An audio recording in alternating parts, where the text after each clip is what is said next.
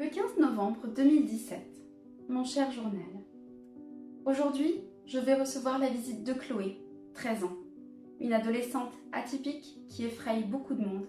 Elle a un style assez particulier, ils appellent ça gothique. Elle effraie les autres parce qu'elle n'est pas comme tout le monde. Elle dit qu'elle a la faculté de parler avec les morts, et les gens disent qu'elle semble vide, comme si elle n'était plus de ce monde.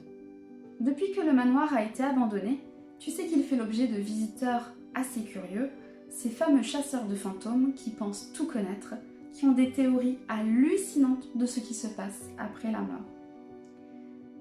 Ils pensent entrer en communication avec nous avec des moyens assez farfelus, mais cette petite Chloé, enfin, quand je dis petite Chloé, c'est de son âge dont je parle, parce qu'elle est très grande et qu'elle paraît très mature pour son âge. On sent que cette petite n'a pas une vie idyllique. On sent qu'elle passe à côté de sa vie, qu'elle est absente et qu'elle ne reçoit pas forcément l'attention dont elle aurait besoin. Ses parents sont malheureusement très absorbés par leur travail et je le comprends parce qu'en 2017, les gens ont une vie de dingue. En 1917, on travaillait beaucoup plus, mais la charge mentale était bien moindre. Aujourd'hui, les gens préfèrent passer leur temps sur les fameux réseaux sociaux ou préfèrent regarder la télé ou des vidéos sur la plateforme YouTube plutôt que de passer un moment avec leurs enfants à discuter avec eux, à les chérir et à les aimer. Et c'est très triste, parce qu'ils passent à côté de l'essentiel. Un jour, ils se réveilleront et les enfants seront partis.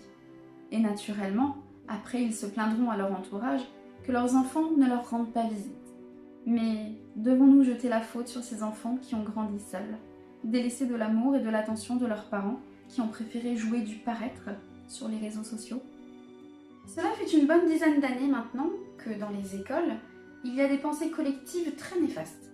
Les enfants ne s'aiment pas et en plus de ne pas s'aimer entre eux, ils ne s'aiment pas eux-mêmes.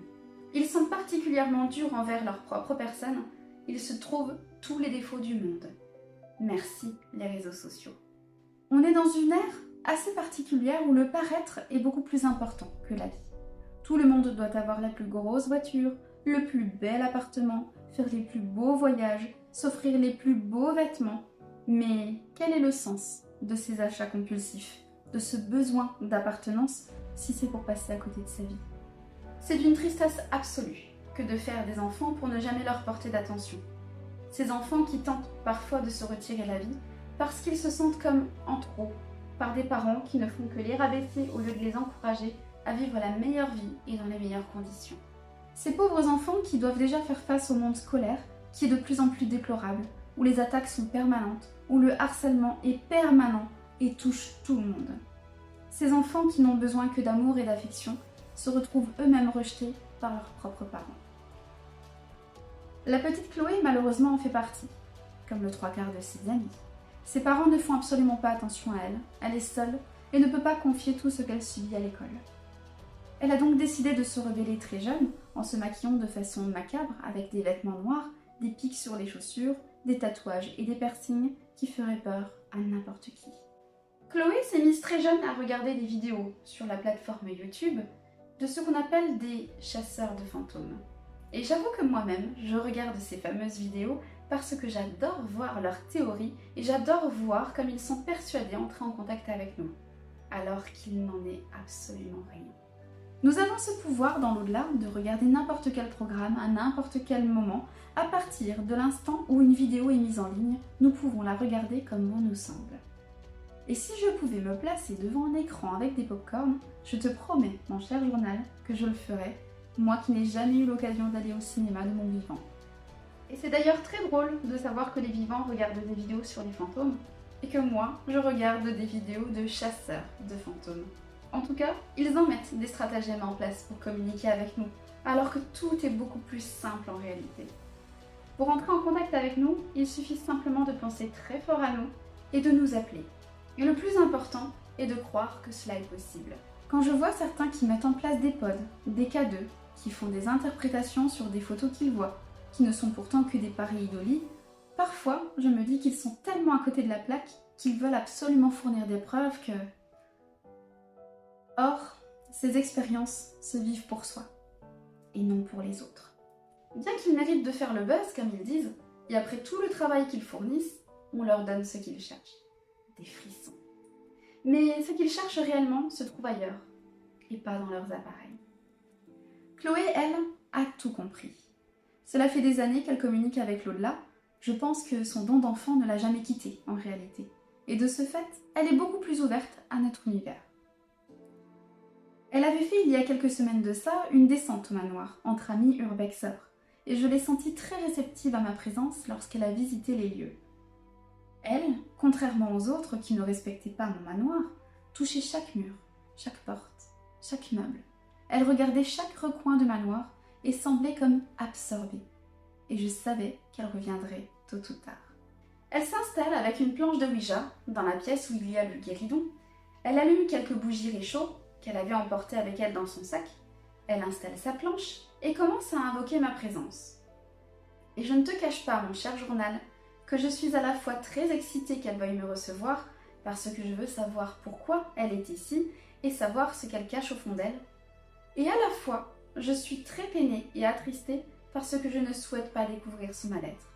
Mais naturellement, comme tu le sais, je vais mettre tout mon cœur à la sauver de ce qui la tourmente. Chloé, avec beaucoup de respect, ouvre la séance de spiritisme en plaçant ses mains sur la loupe de Ouija et commence la phrase culte prononcée par chaque personne qui tente cette communication. Elle dit tout simplement « Esprit, si tu es parmi nous, manifeste-toi et place la goutte sur « Oui ». Sans attendre, je vais déplacer la goutte sur « Oui » parce que je suis prête à communiquer avec elle, je suis prête à l'entendre car je sais qu'elle a un cœur d'or mais qu'elle est très malheureuse. Je vais donc faire tout ce qui est en mon pouvoir pour aider cette petite. Elle continue la séance comme suit, en indiquant qu'elle voudrait parler à sa grand-mère, partie il y a 4 ans. Je comprends alors que sa grand-mère a fait un vide énorme en elle, et il est fort possible que sa grand-mère eût été la mère de substitution si sa propre mère n'a pas été à la hauteur pour aider à faire grandir son enfant dignement. Malheureusement, parmi tous les esprits autour de moi, qui m'ont rejoint instantanément après que Chloé ait démarré la séance, il n'y a pas de grand-mère. Du moins, pas la grand-mère de Chloé. Ça me fait mal, j'aimerais tant lui apporter sa grand-mère, mais elle ne semble pas être ici, et je ne sais pas comment faire pour la rassurer.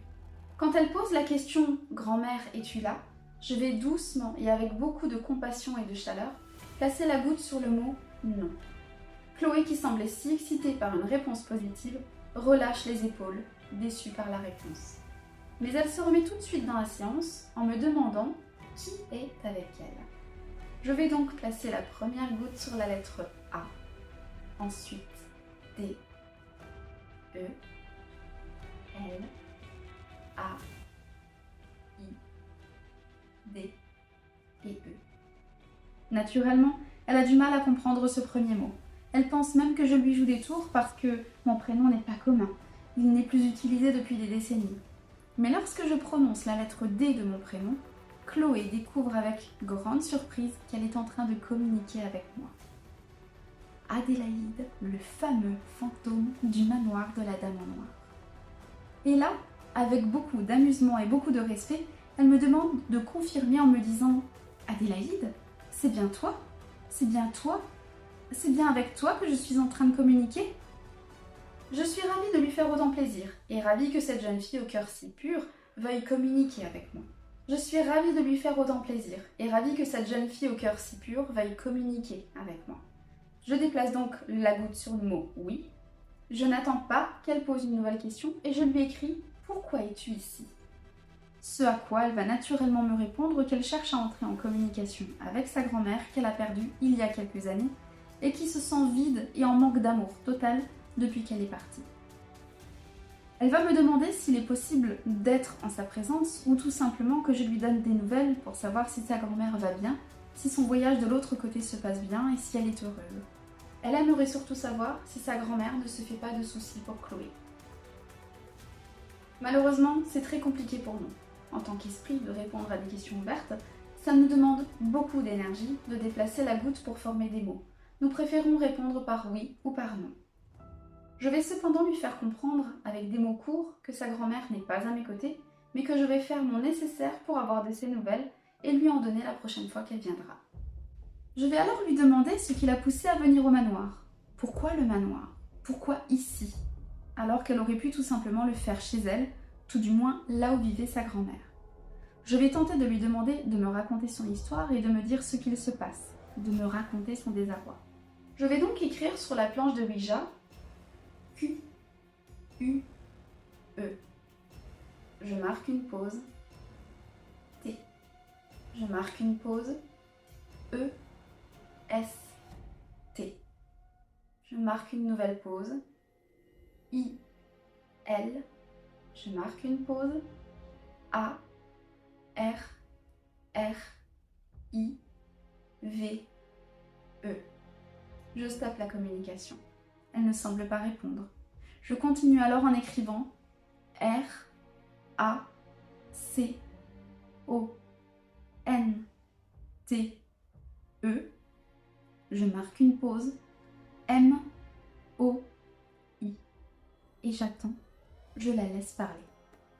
Elle me confie alors que depuis que sa grand-mère est partie, elle sent qu'une partie d'elle-même est partie avec elle. Elle a l'impression d'avoir perdu la vie le jour de son décès. Elle n'a plus goût à rien. De plus, quand elle a commencé à porter le deuil et à s'habiller en noir, tous les enfants de son collège ont commencé à se moquer d'elle, pensant qu'elle était simplement en rébellion. Et c'est malheureusement ce que je craignais. Je pensais moi aussi qu'elle était une simple rebelle, alors que pour elle, s'habiller en noir et se maquiller en noir était tout simplement une forme de respect pour sa grand-mère partie aux cieux. Au fur et à mesure, elle s'est mise dans le rôle de la méchante que lui ont donné ses camarades d'études et jouait à fond de ce statut de gothique. Et c'est à ce moment-là qu'elle a commencé à se teindre les cheveux en noir, à mettre des piercings, à porter des pics sur tous les accessoires qu'elle peut porter, pour les effrayer et les garder loin d'elle.